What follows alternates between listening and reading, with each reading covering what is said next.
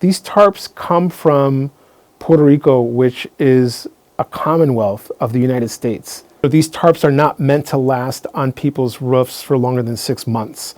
And some of these have been on there for 6, 7 years. A lot of people who live in the US, when they visit Puerto Rico, the idea of visiting Puerto Rico is this kind of, it's this kind of trinket. People have had a mass exodus from Puerto Rico because of the natural disasters and the infrastructure, and that they have to leave the island.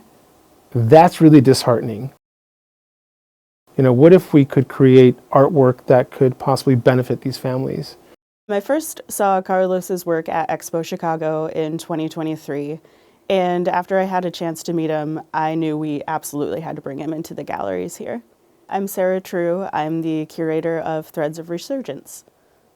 What really drew me to Carlos's work and why I felt it was really important to bring his work here was definitely the people-centeredness of his artworks. They really tell stories that we don't hear about here in the Midwest a lot, but they're important because these are United States citizens who are living under these tarps. And it's just something that we don't often think about in Indiana. Carlos's works are really intricate, detailed tapestries in a sort of non-traditional way, from his use of tarps to also found fabrics and patches, and also prints that he prints on sort of like a pleather material and sews into the tapestries to make his words. Can you get an idea across to someone just using material? Can you get an important discussion across to someone by using a certain subject matter? So when we get the tarps, we get them, we cleanse them, and again, it feels like there's almost like a ritual experience behind it. Once they're cleaned, we figure out the areas that we want to use, and then once we do that, then we start the process of reclaiming the tarp and reclaiming, what it was used for initially, and we kind of erase those memories.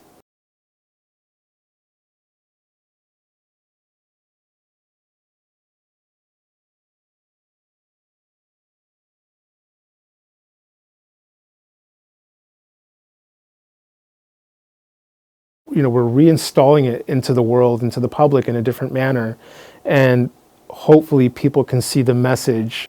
The people whose stories are represented in here are Spanish speakers, so we really wanted to present their stories in a genuine and honest way. I have to also applaud the museum, and I have to applaud my collaborator, Sarah True, who's a curator of this exhibition, for bringing forth those conversations and actually asking me tough questions, which is really important. And, small things like putting the Spanish language first and having the English language second. It's not meant to upset people. It's meant to engage a conversation, to really kind of put your mindset in like, okay, let me readjust the way I'm thinking about this. And okay, if I didn't speak English, would I still understand this work? If I didn't, if I spoke Spanish, how would it make me feel living in a place where I don't feel accepted? I brought up some difficult questions, and I brought up questions, and I used language that maybe people are not used to.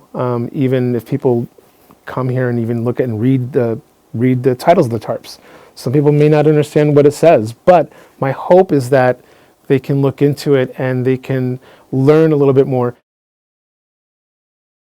I'm not just making this work to only just raise awareness, but I'm also being proactive. So whenever we make a work and whenever we sell a work, proceeds go back to build a new roof. And so it's a full circle. And then we get tarps from another house, and it comes back, and we go through the same process.